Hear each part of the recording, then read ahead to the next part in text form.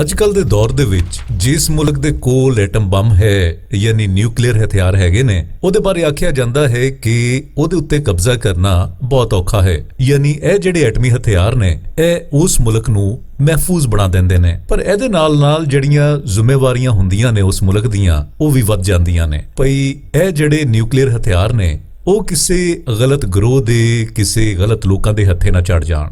ਹੁਣ ਜ਼ਰਾ ਗੋ ਕਰਕੇ ਵੇਖੋ ਤੇ ਜੰਗਾਂ ਦੀ ਤਾਰੀਖ ਦੇ ਵਿੱਚ ਜੇ ਕਦੀ ਕਿਸੇ ਮੁਲਕ ਦਾ ਹੈਲੀਕਾਪਟਰ ਗਵਾਚ ਜਾਵੇ, ਕੋਈ ਤਿਆਰਾ ਅਗਵਾ ਹੋ ਜਾਵੇ, ਗਵਾਚ ਜਾਵੇ, ਕੋਈ ਆਬਦੋਜ਼ ਗਵਾਚ ਜਾਵੇ, ਬਹਿਰੀ ਜਹਾਜ਼ ਗਵਾਚ ਜਾਵੇ, ਜਾਂ ਫਿਰ ਤੁਸੀਂ ਇੰਜ ਸਮਝੋ ਕਿ ਕੋਈ ਟੈਂਕ ਗਵਾਚ ਜਾਵੇ ਤੇ ਫਿਰ ਪਤਾ ਹੀ ਨਾ ਲੱਗੇ ਕਿ ਇਹ ਸ਼ੈ ਕਿੱਥੇ ਗਈ ਏ, ਤੇ ਫਿਰ ਇਹਦਾ ਮਤਲਬ ਇਹ ਲਿਆ ਜਾਂਦਾ ਏ ਕਿ ਤੁਸੀਂ ਆਪਣੇ ਹਥਿਆਰਾਂ ਦੀ ਹਿਫਾਜ਼ਤ ਨਹੀਂ ਕਰ ਪਾਏ। ਇਹਦੇ ਉੱਤੇ ਹੈਰਤ ਵੀ ਹੁੰਦੀ ਏ ਤੇ ਇਨਕੁਆਇਰੀਆਂ ਵੀ ਚੱਲਦੀਆਂ ਰਹਿੰਦੀਆਂ ਨੇ। ਨਿਊਕਲੀਅਰ ਹਥਿਆਰਾਂ ਦੇ ਮੁਕਾਬਲੇ ਦੇ ਵਿੱਚ ਇਹ ਬੜੀਆਂ ਨਿੱਕੀਆਂ ਸ਼ੈਵਾਂ ਨੇ, ਪਰ ਜੇ ਇਹਨਾਂ ਦੇ ਮੁਕਾਬਲੇ ਦੇ ਵਿੱਚ ਕੋਈ ਐਟਮ ਬੰਬ ਹੀ ਜਾਂ ਨਿਊਕਲੀਅਰ ਹਥਿਆਰ ਹੀ ਗਵਾਚ ਜਾਏ ਤੇ ਇਹਦੇ ਬਾਰੇ ਤੁਸੀਂ ਕੀ ਆਖੋਗੇ? ਅੱਜ ਅਸੀਂ ਇਸੇ ਬਾਰੇ ਗੱਲ ਕਰਨ ਜਾ ਰਹੇ ਹਾਂ। ਉਹ ਐਟਮ ਬੰਬ, ਉਹ ਨਿਊਕਲੀਅਰ ਹਥਿਆਰ ਜਿਹੜੇ ਕਿ ਗਵਾਚ ਗਏ ਤੇ ਅੱਜ ਤੱਕ ਉਹਨਾਂ ਦਾ ਪਤਾ ਹੀ ਨਹੀਂ ਲੱਗਿਆ ਕਿ ਉਹ ਕਿੱਥੇ ਨੇ। ਇਹ ਖਾਸ ਤੌਰ ਦੇ ਉੱਤੇ ਜਿਹੜੇ ਗਵਾਚੇ ਹੋਏ ਹਥਿਆਰ ਜਿਨ੍ਹਾਂ ਦਾ ਅਸੀਂ ਜ਼ਿਕਰ ਕਰਨ ਡਏ ਆ ਉਹ ਹੈ ਅਮਰੀਕਾ ਦੇ ਗਵਾਚੇ ਹੋਏ। ਇਹਨਾਂ ਦੇ ਵਿੱਚ ਜਿਹੜੀ ਅਸੀਂ ਪਹਿਲੀ ਗੱਲ ਕਰਾਂਗੇ ਉਹ ਹੈ ਮਾਰਕ 4 ਨਿਊਕਲੀਅਰ ਬੰਬ ਦੇ ਹਵਾਲੇ ਦੇ ਨਾਲ। ਇਹ ਗੱਲ ਕੁਝ ਇੰਜ ਹੈ ਕਿ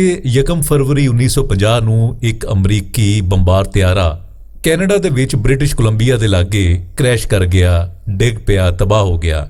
ਇਸ ਤਿਆਰੇ ਦੇ ਵਿੱਚ ਮਾਰਕ 4 ਨਿਊਕਲੀਅਰ ਬੰਬ ਵੀ ਸੀ। ਇਸ ਜਹਾਜ਼ ਦੇ ਵਿੱਚ 16 ਦੇ ਵਿੱਚੋਂ 5 ਬੰਦੇ ਮਾਰੇ ਗਏ ਜਦਕਿ ਬਾਕੀਆਂ ਨੂੰ ਬਚਾ ਲਿਆ ਗਿਆ। ਪਰ ਰਹੀ ਗੱਲ ਬੰਬ ਦੀ, ਉਹ ਬੰਬ ਅੱਜ ਤੱਕ ਵੀ ਨਹੀਂ ਲੱਭ ਸਕਿਆ।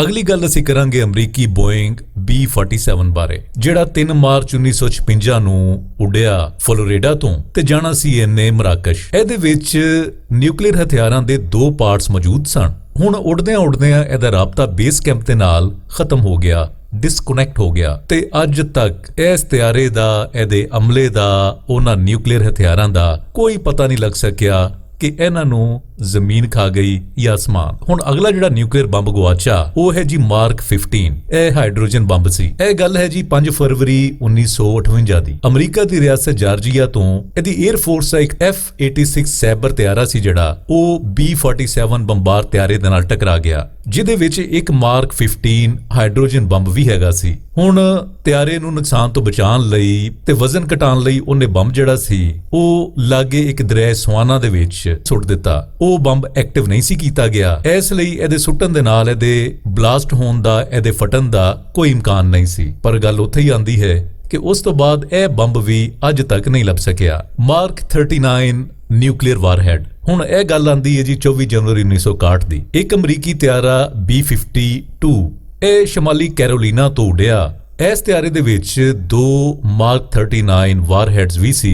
ਹੁਣ ਉੱਡਣ ਦੇ ਦੌਰਾਨ ਇਹਦਾ ਫਿਊਲ ਲੀਕ ਹੋਇਆ ਤੇ ਹਾਦਸੇ ਦਾ ਸ਼ਿਕਾਰ ਹੋ ਗਿਆ। ਉਹ ਦਲਦਲੀ ਇਲਾਕਾ ਸੀ। ਉਹ ਦੋਨੋਂ ਵਾਰਹੈਡ ਜਿਹੜੇ ਸੀ ਦਲਦਲ ਦੇ ਵਿੱਚ ਡਿੱਗ ਕੇ ਗਵਾਚ ਗਏ। ਇਸ ਤਿਆਰੇ ਦੇ ਹਾਦਸੇ ਦੇ ਵਿੱਚ 8 ਵਿੱਚੋਂ 3 ਅਫਰਾਦ ਜਿਹੜੇ ਸੀ ਉਹ ਮਾਰੇ ਗਏ ਸਨ। ਹੁਣ ਇਹ ਜਿਹੜੇ ਗਵਾਚੇ ਸੀ ਵਾਰਹੈਡ, ਇਹਨਾਂ ਦੇ ਕੁਝ ਪਾਰਟ ਤੇ ਲੱਭ ਗਏ ਪਰ ਹਾਲੇ ਤੱਕ ਕੁਝ ਪਾਰਟ ਜਿਹੜੇ ਨੇ ਉਹ ਹਾਲੇ ਵੀ ਲਾਪਤਾ ਨੇ। ਹੁਣ ਅਗਲੀ ਗੱਲ ਕਰਾਂਗੇ ਜੀ ਨਿਊਕਲੀਅਰ ਬੰਬ MK-43 ਦੀ। 5 ਦਸੰਬਰ 1965 ਦੀ ਗੱਲ ਹੈ। ਅਮਰੀਕਾ ਦਾ 에ਅਰਕ੍ਰਾਫਟ ਜਿਹੜਾ ਸੀ ਉਹ ਵੀਅਤਨਾਮ ਤੋਂ ਜਾਪਾਨ ਵੱਲ ਜਾ ਰਿਹਾ ਸੀ। ਜਦੋਂ ਫਿਲਪਾਈਨ ਤੋਂ ਲੰਘੇ ਤੇ ਇਹ ਤਿਆਰਾ ਜਿਹੜਾ ਸੀ 43 MK ਜਿਹੜਾ ਕਿ ਨਿਊਕਲੀਅਰ ਹਥਿਆਰਾਂ ਦੇ ਨਾਲ ਸੀ ਉਹ ਪੈਲਟ ਸਣੇ ਸਮੁੰਦਰ ਦੇ ਵਿੱਚ ਜਾ ਡਿੱਗਿਆ ਤੇ ਅੱਜ ਤੱਕ ਇਹਦਾ ਕੋਈ ਪਤਾ ਨਹੀਂ ਲੱਗ ਸਕਿਆ, ਨਾ ਪੈਲਟ ਦਾ ਤੇ ਨਾ ਨਿਊਕਲੀਅਰ ਬੰਬ ਦਾ। ਅਗਲੀ ਗੱਲ ਜਿਹੜੀ ਕਰਨ ਜਾ ਰਹੇ ਹਾਂ ਇਹ ਕੋਈ ਬਹੁਤੀ ਪੁਰਾਣੀ ਗੱਲ ਨਹੀਂ। ਇਹ ਹੈ 21 ਮਈ 1968 ਦੀ। 2 ਨਿਊਕਲੀਅਰ ਟਾਰਪੈਡੋ ਜਿਹੜੇ ਸੀ ਉਹ ਅਮਰੀਕੀ ਆਬਦੋਜ਼ USS ਸਕਾਰਪੀਅਨ ਦੇ ਵਿੱਚ ਪੁਰਤਗਾਲ ਦੇ ਲਾਗੇ ਇੱਕ ਜ਼ੋਰਦਾਰ ਧਮਾਕਾ ਹੋਇਆ, ਜਿਹਦੇ ਬਾਅਦੋਂ ਆਬਦੋਜ਼ ਜਿਹੜੀ ਸੀ ਉਹ